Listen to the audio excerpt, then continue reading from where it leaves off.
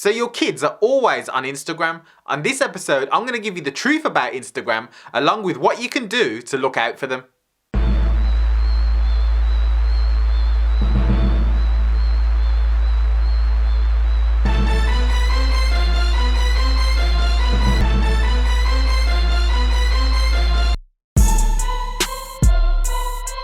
Let's get straight into it. Instagram is owned by Facebook, and Instagram, along with Snapchat, is the most used platform for the younger demographic. But did you know to use Instagram you need to be 13 or above? But obviously there are children younger than 13 setting up an Instagram account and posing to be 13 and above. If your child is under 13, they have no business being on Instagram. Bottom line. Now that that's out the way, how do you sign up for an Instagram account? All you basically have to do is use your email to sign in, or you can sign in through your Facebook if you have a Facebook account. Now, what can you do on Instagram? The people that you're following, you can see what they're posting on a daily basis. You can take a picture or a video and add filters to it. You can add hashtags to your video or picture to be found by people that do not currently follow you on a specific topic. So let's say you're a food lover and you put in hashtag foodie. People are going to be looking up this topic and then they're automatically going to find whatever it is that you're posting that you have attached the hashtag foodie. You can private message people on Instagram and send images and videos. You can only post from a smartphone, but you can view Instagram from an internet browser. Now, something that you've got to remember about Instagram is that it is designed and set up to be a visually stimulating platform. What do I mean by that? I mean that when you go on Instagram, people are going on there with the intent to look at something that is eye-catching, something that is beautiful, something that is worthy of pointing your eyeballs at. What people consider to be worthy enough to point your eyeballs at is a whole nother thing. Let's get one thing straight. Instagram is like any other social media platform.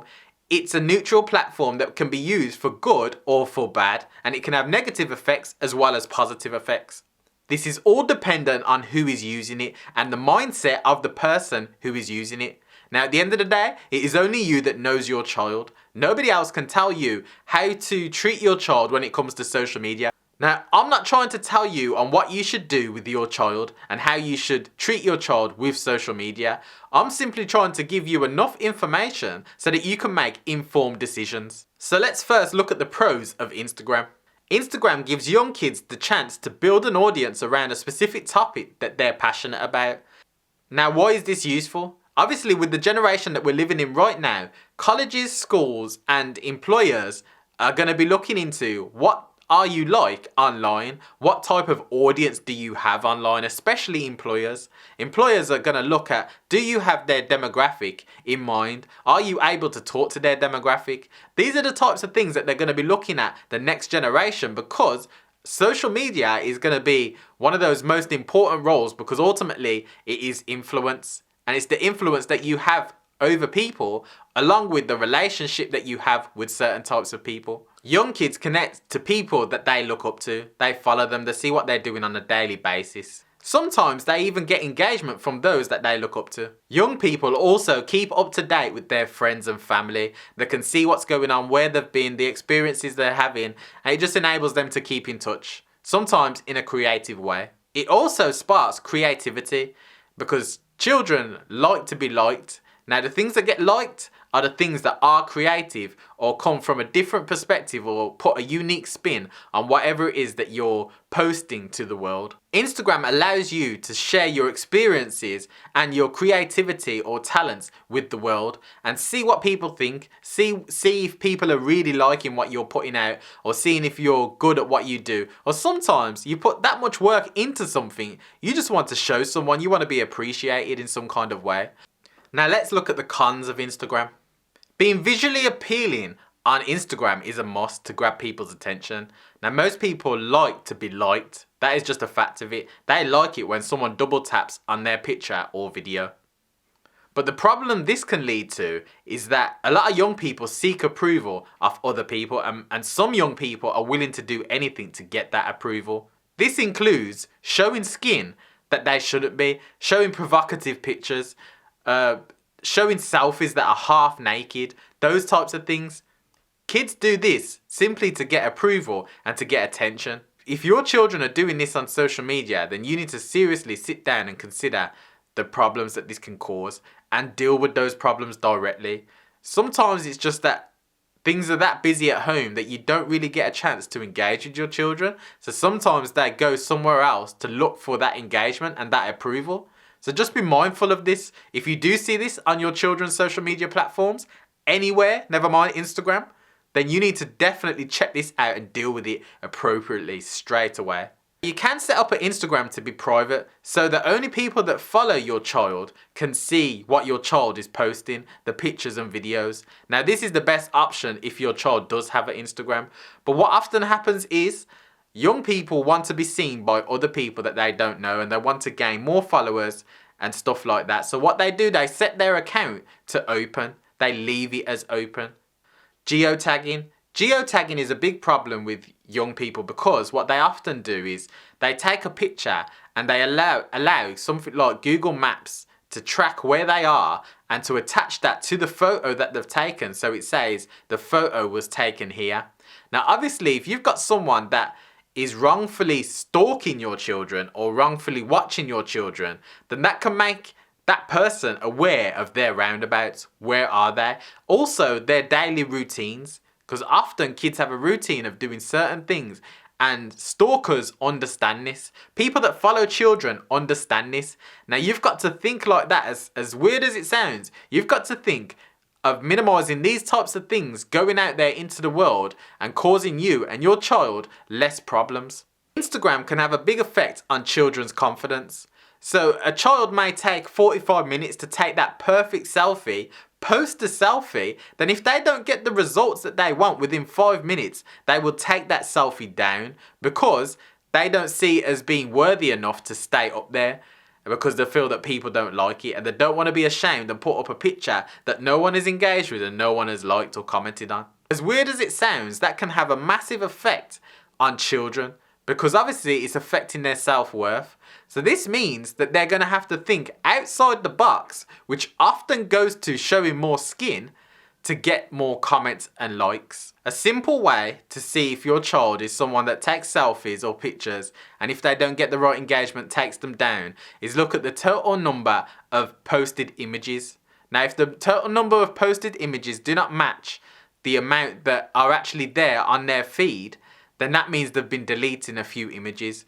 Sometimes it might be genuine reasons why they've deleted these images, but if there is a mass amount that just do not seem to add up, then obviously they have been deleting images because they are not happy with them.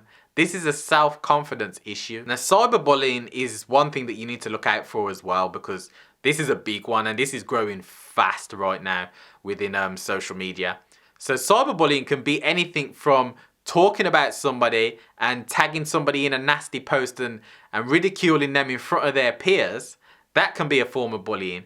Or it can be they're out with someone, they've all taken a group photo, they've tagged everyone else, but they've left out that one person and not tagged them in, even though they're following him and they're able to tag them in, but they've left them out on purpose. Things like this can have an effect on a child because obviously the child recognises it and sees it. It's not like the older generation where people used to get bullied and it was offline and others wouldn't be aware of it and that event would happen and then that would be the end of it. You have to kind of get over it. Now, bullying will happen, but not only is it online, it's kept online and everyone you possibly know within your network is able to see it because you have been tagged in something that makes you look bad, that is a form of bullying. Now that is the worst type of bullying because it's everlasting, it's continually there. It's always going to be there for them. So you've got to take this into account for your children because they're dealing with issues that we never had to deal with. So be sensitive to that, be empathetic to that, and try and help your children as much as you can to deal with this because this is a growing issue. There's accounts of self-harm, there's accounts of suicide. All these types of things have happened as a result of bullying. Cyberbullying is the real deal and it does happen. So please, please, please, keep aware of that because it is really big. So let's get on to what parents can do. What can you do to help protect your children but allow them and give them some leeway to be able to use these social media platforms like Instagram? The first thing that you can do is set up an Instagram and follow your child. Don't comment and like on pictures and videos. Give your child room to breathe. Don't suffocate them. One of the things that happen on Facebook is kids were on Facebook using Facebook, and then the parents come along and started suffocating them and commenting and tagging them in and putting up embarrassing photos and tagging them into it so everyone would see. That is why a lot of kids went from Facebook to Instagram. What you can also do is, if you've got a teenager that doesn't really give you that much feedback on how they're feeling honestly, then you can go to their Instagram account and look at the types of posts that they're putting out. Now this can automatically give you a gateway into their mind. What are they feeling? What are they passionate about? What are they worried about? What are they anxious about? It kind of opens you up to how they're really feeling. And then what you can do is find out the information, look at what you're looking at, and then go and engage with them in real life. Like, go and talk to them. Go and ask them, what is the problem? What is this? How can I help? If there's something that they're passionate about or something they want to do, help them do it. Social media has changed the game, because back in the day when we were kids, we'd go out and play with our friends, and our parents wouldn't really know what we're like with our friends. We'd be a total different person. Then when we see our mom, dad, or nan, or granddad, whoever, we'd change into another person. But what social media does, it enables you to look into who your kids really are when they're with their friends. Like, never before in history has parents been able to look into this without actually being there. So this enables you to do this. So you need to be doing this to the maximum effect. Now, I'm not saying stalk your kids. I'm not saying that. To a certain extent, you have to give your kids privacy and kind of like reel them off the lead, so to speak. You need to give them privacy to run, but you need to install enough into them and still keep watch and keep tabs on certain things, just to make sure that they're making wise decisions. Then as they gain your trust, obviously you can start to give them more room and more trust and more responsibility. Remind your children of cause and effect. One of the biggest things that I see happening today and that I hear of is when kids put out something and they say after something occurs as a result of something that they put out, oh, I didn't know that would happen, or I didn't know people would take it that way, or I didn't know people would think this. Just don't think from another person's perspective. So you've got to kind of help them to think from another person's perspective. And believe me, it's not just kids. I see adults posting stuff and not thinking from another person's perspective and thinking cause and effect. So keep that in mind. Remind your kids that when things go bad in people's lives, they're not going to take a picture or video, put a filter on it, and then post it on Instagram with a hashtag selfie. They're just not going to do it. They're not going to show the worst bits of their life. They're always going to show the best bits of their life and the best possible them. A lot of these kids, they're looking at other people like their peers that are going out and doing certain things because that's what people are showing on Instagram. And they're thinking, my life is horrible. I'm not doing that all the time. I'm not doing this. And they're comparing themselves to other people. Now that is the worst thing a child can do, because they're not able to live and actually try and be themselves and find themselves. They're always measuring themselves based on what other people are doing. This creates a whole sort of other type of problems and variables in the equation. So you've got to try and combat this straight away and help them to remember that people don't stick a filter on the bad parts. Just keep that in mind. They don't. It just don't happen. Now, there are many ways that social media can be positive for your child. There's many ways that social media has impacted all of our lives, never mind your child. But think of it like this. Things are not going to go backwards. We're not going to go back to, say, paper and pen instead of iPads and computers. We're just not. The same way social media is impacting the way we work, the way that we learn, things like that. So if young people are brought up in this system and the way that things are now, it better enables them to adapt to change as they get older and use things to better their career, to better their development, things like that. So it's not always negative. There are positives in social media. It's just obviously you've got to educate children when they're at this stage of making a lot of mistakes. You've just got to try and minimize those mistakes and take them offline.